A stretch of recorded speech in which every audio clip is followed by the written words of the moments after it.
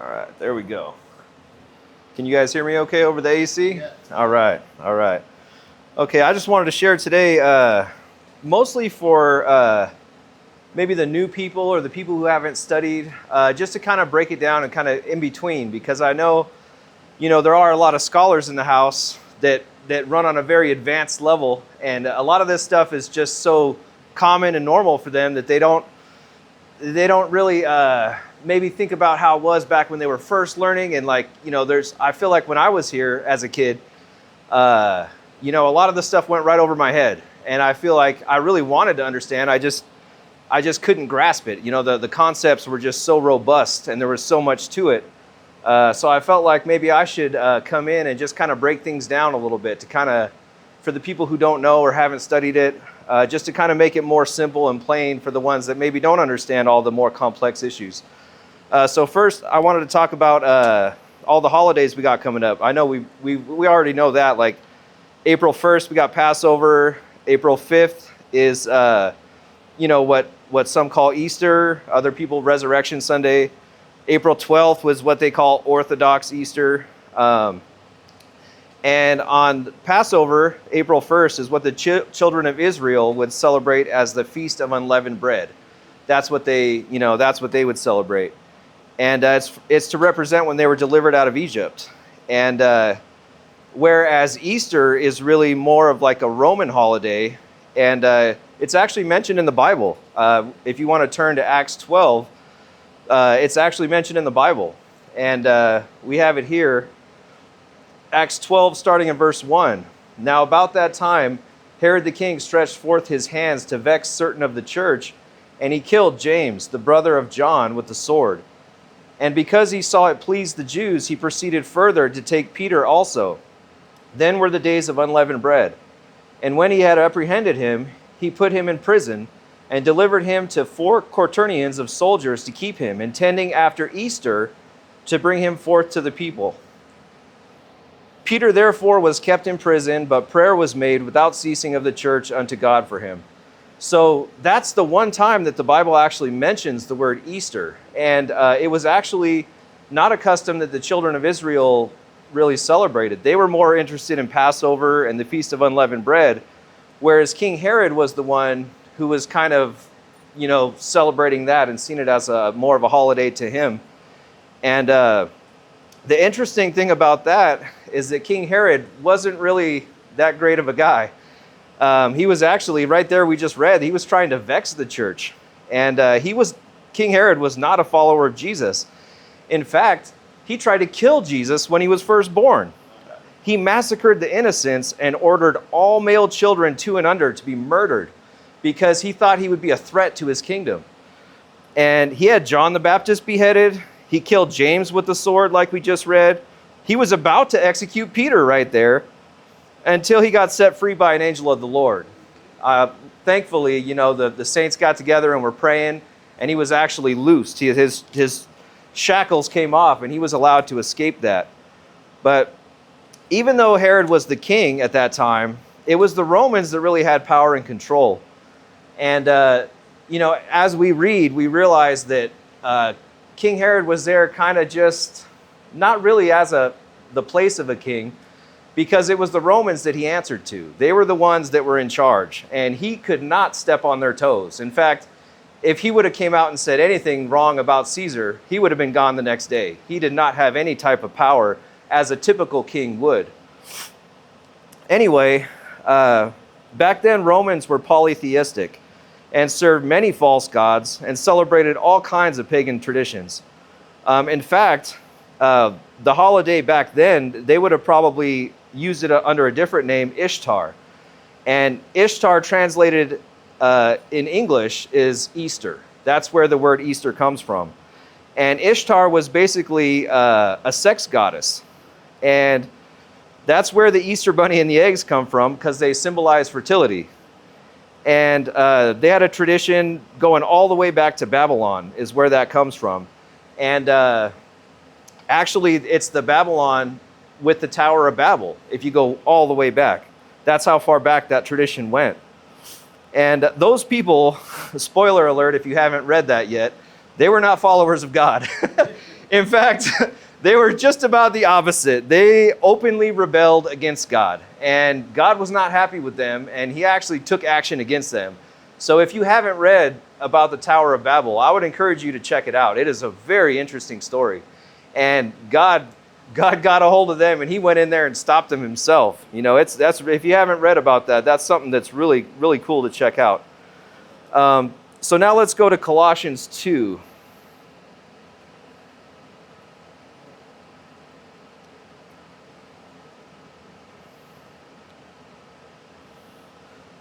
Okay, Colossians 2:16.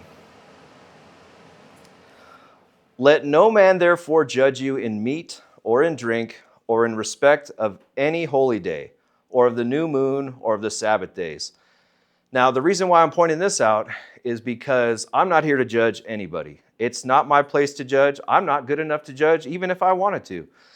I'm not worthy of casting that first stone. So anyone that does celebrate Easter or paint eggs or give little chocolate bunnies, I'm not here to condemn any of that. That's not my place to do it. And it says right here very clearly that we are not supposed to judge each other on that we shouldn't be critical of each other. So I don't want anyone to feel condemned or to think that they're being called out. This is really more to just shed light and understanding, because I know for most of my life, I didn't understand these things. And then when I finally found out, I was disappointed that it took so long for me to hear about this. And I was like, man, I've been in church since I was a kid. How have I never heard about this? And I was like, I wish someone would have told me sooner, and then I kind of felt ripped off. And I'm like, what are they keeping this a secret? Come on, you should have told me about this. So that's what I'm here to do today, is to just give understanding. It's not condemnation. It's not to tell you you should or shouldn't or anything like that. There's no judgment here. This is just to bring awareness, and that so we could all be educated. And that way we all understand what's going on behind the scenes and where these things come from. This is just about understanding. So anyway, let's go to 2 Timothy 2. 2 Timothy 2 in verse 15. Study to show thyself approved unto God, a workman that needeth not be ashamed, rightly dividing the word of truth. So that's really what it's about. This is just about understanding truth. It's not here to condemn anybody. I mean, you could tell me Happy Easter. I'm not going to get mad at you. This is no condemnation here. Anyway, I just wanted to get into the kind of the mysteries and things. And I feel like I'm not the only one who didn't know about this stuff. There's a lot of people who have never heard this before. And it's something that I think that the church really should shine a light on, and I know that the people who've been in church a long time, they're probably like, I know about that. That's nothing new. But this is really for the people who don't know that. Not everybody was raised in church. Not everybody knows all these details and backgrounds on all these things. In fact, a lot of modern Christians today believe that the Christian church was born from the Catholic Church. That's something that a lot of Christians today believe. In fact, that's something that some seminary schools even teach. It's something that a lot of the modern pastors will actually believe. And the way it goes is they believe that the Christian church was born out of Martin Luther's Reformation in 1517 AD.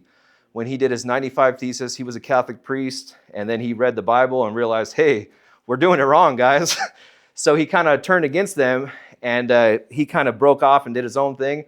Took a large number. He had a big following, and that's actually known as the Reformation.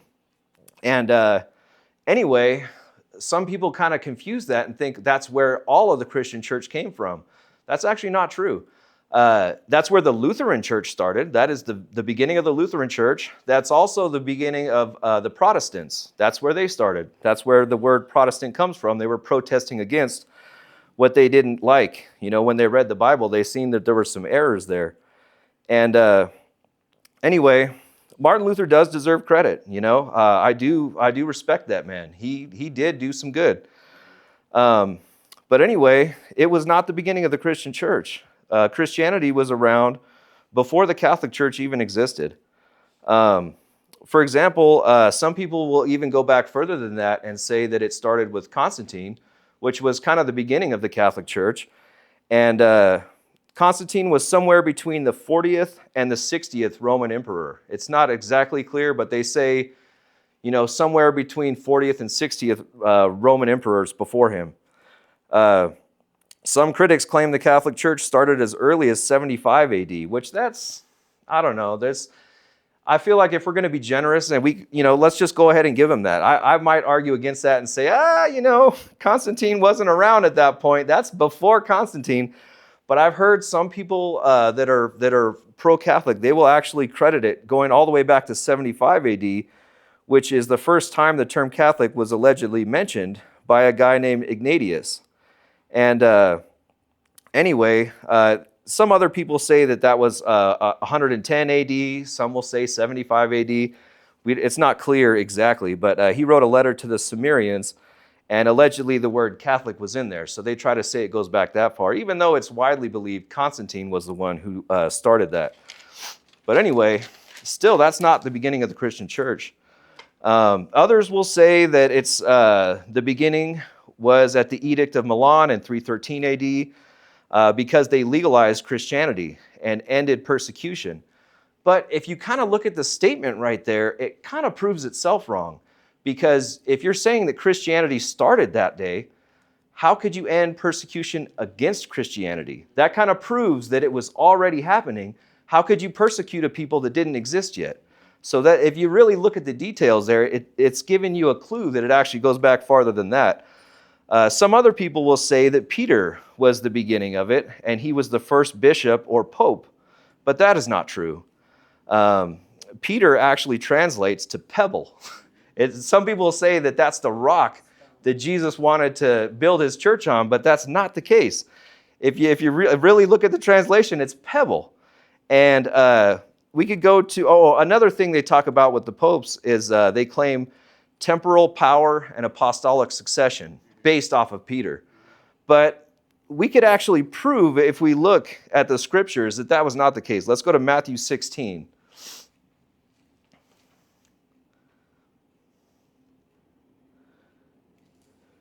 Matthew 16:23. So here we go. We have right here, but he turned and said unto Peter, Get thee behind me, Satan. Thou art an offense unto me, for thou savorest not the things that be of God, but those that be of men. Now, there's some information right here if we look deeper into this, because the people that claim Peter was the first pope, if you look into what the definition of what a pope is believed to be, they say it's the vicar of Christ. It's basically Christ on earth among us. Which, now, I don't believe that. I don't think that that's true. But if you look at it right here, let's look at Peter. And Jesus is saying to Peter, Get behind me, Satan. You savorest not the things of God, but the things of men. That is clearly not somebody that's equal to Christ. He's pointing it out right there and showing that Peter was a man. He had flaws. He was not equal to God. It is Jesus Christ that is the cornerstone of the church. He's the one that built it. He is the rock of our salvation. Not Peter, not a modern day pope, not any pope before that. It's Jesus Christ that the church is built on. He is the rock of our salvation.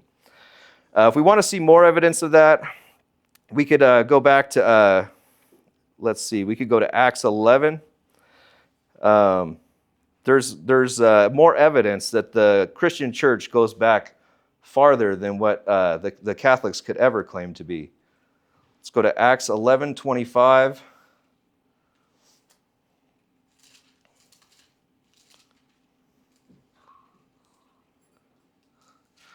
All right, 11:25 through 28. Then departed Barnabas to Tarsus to seek Saul. And when he had found him, he brought him unto Antioch. And it came to pass that a whole year they assembled themselves with the church and taught much people. And the disciples were called Christians first in Antioch. So here we have a mention of where the people were first called Christians. And this goes back way farther than anything the Catholics could claim to be.